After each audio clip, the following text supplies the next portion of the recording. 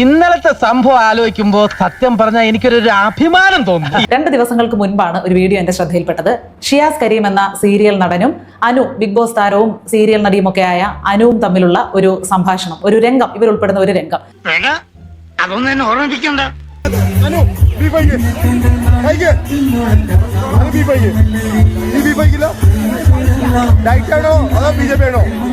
അതായത് ഏതോ ഒരു വിവാഹ ചടങ്ങിന്റെ ഭാഗമായിട്ട് ഇവർ ആഹാരം കഴിക്കാൻ പോവുകയാണ്.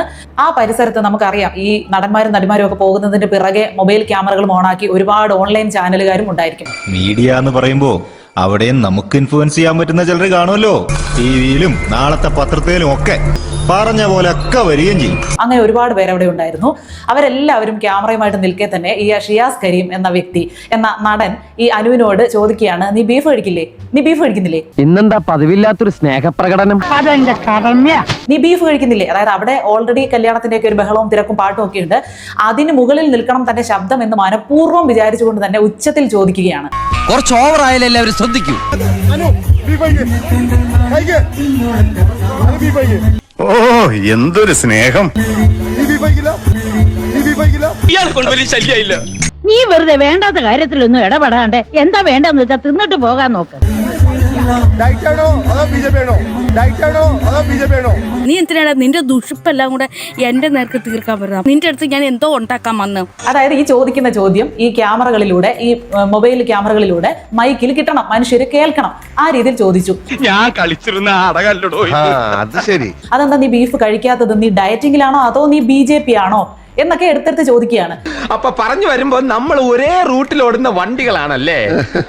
ഈ ഒരു രംഗം കണ്ടപ്പോൾ തന്നെ എനിക്കറിയാം ഇതൊരു ചർച്ചയാകും, ഇത് കുറച്ച് പ്രശ്നമാകും. അതാകാൻ വേണ്ടി മനഃപൂർവ്വമാണ് ഈ ഷിയാസ് കരീം ഇങ്ങനെ സംസാരിക്കുന്നതെന്ന് വ്യക്തമായിട്ട് എനിക്ക് മനസ്സിലായി.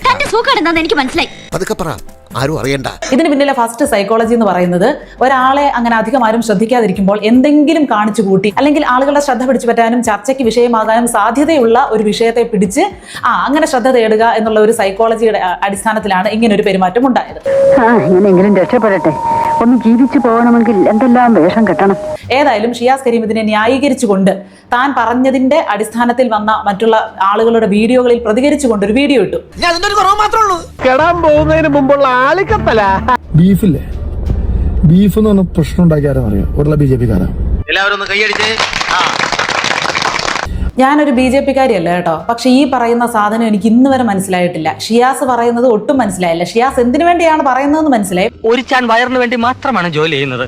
തട്ടിക്കളയരുത്. ജീവിക്കാനുള്ള ഓരോ തത്രപ്പാടേ. പക്ഷെ ഈ പറഞ്ഞതിന്റെ അടിസ്ഥാനം എന്താണെന്നറിയില്ല. BJP കാരാണ് ഇവിടെ ബീഫ് കഴിക്കാൻ പാടില്ലെന്ന് പറഞ്ഞത്. നമ്മുടെ നാട്ടിൽ ഇത്രയും പേരത്തെ കഥാകൃത്തുകൾ ഉണ്ടെന്ന് ഞാൻ ഇപ്പോഴാണ് മനസ്സിലാക്കുന്നത്. എന്തൊക്കെ കഥകളാ പറഞ്ഞുണ്ടാക്കുന്നത്. BJP കാരും പോത്തിറച്ചി കഴിക്കില്ല എന്നാര് പറഞ്ഞു?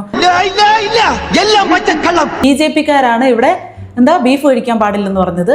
ബീഫിനെതിരാണ് BJP കാർ. ഈ ബീഫ് എന്ന് പറയുന്നത് പോത്തിറച്ചിയാണ്. ഞങ്ങളുടെയൊക്കെ നാട്ടില് ഞങ്ങൾ പോത്തിറച്ചി എന്ന് പറയും. എല്ലാവരും പോത്തിറച്ചി കഴിക്കുന്നവരെ, ഒരുമാതിരിപ്പെട്ട ആളുകൾ എല്ലാവരും. ഇവിടെങ്ങും അല്ല സുഹൃത്തുക്കളെ, അങ്ങ് ഭാരതത്തിന്റെ വടക്ക് കിഴക്കേ കോണിൽ. അതിന് നമുക്കെന്താ? BJP കാരും പോത്തിറച്ചി കഴിക്കില്ല എന്നാര് പറഞ്ഞു? ഇനി ബീഫ് എന്നുള്ളത് കൊണ്ട് എന്താണ് ഷിയാസ് കരീം ഉദ്ദേശിച്ചതെന്ന് മനസ്സിലായില്ല. നീ അവനെ അങ്ങനെ അങ്ങ് മോശക്കാരനാക്കാൻ പറ്റും വേണ്ട. മനുഷ്യന്റെ മനസ്സിനേക്കാളും വിശാലമായ മനസ്സുള്ള മൃഗങ്ങളുടെ മനസ്സുമായിട്ടാണ് എനിക്ക് സമ്പർക്കം. ഇവിടെ എന്തെങ്കിലും വിപ്ലവങ്ങൾ നടന്നിട്ടുണ്ടോ കേരളത്തില് ബീഫ് കഴിക്കുന്നതുമായിട്ട് ബന്ധപ്പെട്ട്? നിന്റെ എല്ലാ ശ്രമങ്ങൾക്കും എന്റെ ഫുൾ സപ്പോർട്ട് ഉണ്ടളിയാ.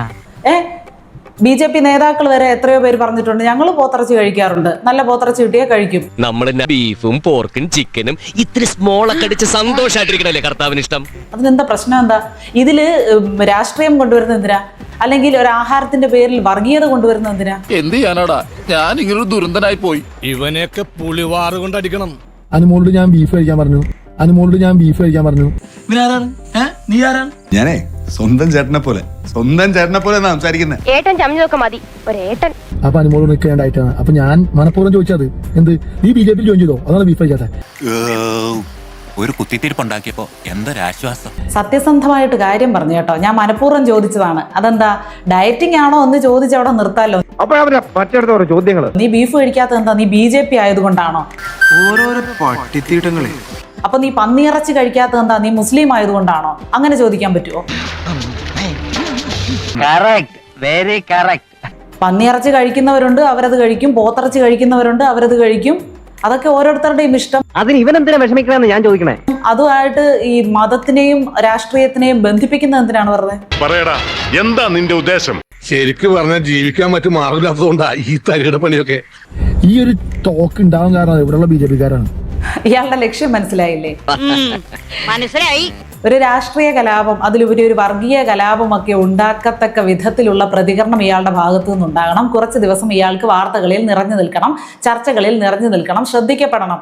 ഇതാ ഞങ്ങളുടെ പ്ലാൻ. ഇത്രേ ഉള്ളൂ ഞങ്ങളുടെ ബുദ്ധി. ചീറ്റി പണ്ടാറൊടുക്കി പോയി. ചർച്ചകളിൽ നിറഞ്ഞു നിൽക്കണം, ശ്രദ്ധിക്കപ്പെടണം. പ്രത്യേകിച്ച് ഇപ്പൊ വേറെ പരിപാടിയൊന്നും ഇല്ലെന്ന് തോന്നുന്നു. അത് ശരി.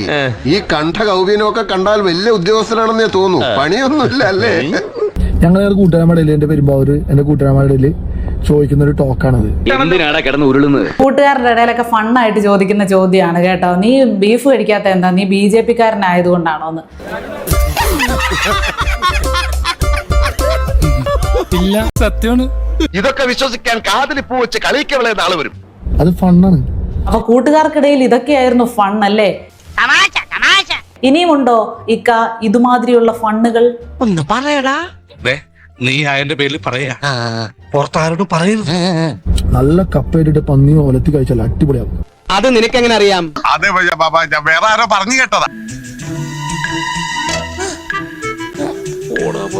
നമ്മൾ പഠിച്ച കിതാബിൽ അത് കഴിക്കാൻ പാടില്ലാന്ന് ഖുറാനിൽ ഉള്ളതുകൊണ്ടാണ്. അല്ലെങ്കിൽ ഞാനത് കഴിച്ചാനേ. ഇയാൾ എന്തൊക്കെയാണോ ഈ പറയുന്നത്? ഇതിനൊക്കെ എന്താ മറുപടി പറയണ്ടേ? പന്നിയിറച്ചി അടിപൊളിയാ, ഒലത്തി തിന്ന അടിപൊളിയാ, ഒലത്തി തിന്നിട്ടില്ല. ഒലത്തി തിന്നാത്തത് കിതാബിൽ പറഞ്ഞിട്ടുണ്ട്. അപ്പൊ നിങ്ങളുടെ സൈഡ് നിങ്ങൾ സംസാരിച്ചു, നിങ്ങൾ വിശ്വസിക്കുന്ന ഒരു മതത്തിന്റെ അടിസ്ഥാനത്തിൽ നിങ്ങൾ കാര്യത്തെ കൃത്യമായിട്ട് അവതരിപ്പിച്ചു. എന്റെ കിതാബിൽ പറഞ്ഞിട്ടുണ്ട് പന്നി ഇറച്ചി ഹറാമാണ്, അത് ഉപയോഗിക്കരുതെന്ന്. അതുകൊണ്ടാണ് ഞാനത് കഴിക്കാത്തത്. അതുപോലെ ഹിന്ദുക്കളിലും ചിലർ വിശ്വസിക്കുന്നുണ്ടായിരിക്കും പശു ഇറച്ചിയെ എവിടെങ്കിലും ബീഫ് എന്ന് വിശേഷിപ്പിക്കുന്നുണ്ടെങ്കിൽ ഞാൻ പറയുകയാണ്, പശുവിന്റെ മാംസം ഭക്ഷിച്ചുകൂടാ. സാമ്രാജ്യത്വ ശക്തി കൂടെ അജണ്ടയാണത്. അത് മാതാവിന് തുല്യമായിട്ട് കാണപ്പെടുന്ന ഒരു മൃഗമാണ്, ദൈവമായിട്ട് ആരാധിക്കുന്ന ഒരു മൃഗമാണ്. അതുകൊണ്ട് അതിന്റെ മാംസം കഴിക്കില്ല എന്ന് പറഞ്ഞാ എങ്ങനെയാണ്? അപ്പോൾ നമ്മുടെ വിശ്വാസത്തെ നമ്മൾ ബഹുമാനിക്കുന്നത് പോലെ, പരിഗണിക്കുന്നത് പോലെ മറ്റൊരാൾക്ക് ഒരു വിശ്വാസം ഉണ്ടെങ്കിൽ, അതിൽ ബഹുമാനിക്കുന്നുണ്ടെങ്കിൽ അതിനെയും നമ്മൾ ബഹുമാനിക്കണ്ടേ? അത് ഞങ്ങളുടെ സൗകര്യം. അല്ലെങ്കിൽ അതിനൊരു മര്യാദ കൊടുക്കണ്ടേ? നമ്മൾ പഠിച്ച കിതാബിൽ അത് കഴിക്കാൻ പാടില്ലാന്ന് ഖുറാനിൽ ഉള്ളതുകൊണ്ടാണ്. ഇതെന്താണ് ഷിയാസിക്ക പറയുന്നത്? ആളുകളുടെ ശ്രദ്ധ പിടിച്ചു പറ്റാനും വാർത്തകളിൽ ഇടം നേടാനും നിങ്ങൾക്ക് വേറെ ഒരു വിഷയവും കിട്ടിയില്ലേ?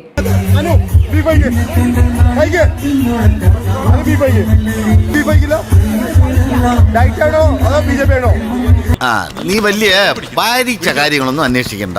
നീ ഇപ്പൊ ഉള്ള പണി ചെയ്താൽ മതി. എന്ത് പണി? ഈ കൂളിംഗ് ഗ്ലാസും വെച്ച് തെണ്ടി തിരിഞ്ഞടക്കല്. അല്ലാതെ എനിക്ക് വേറെന്ത് പണിയാ കിട്ടുക?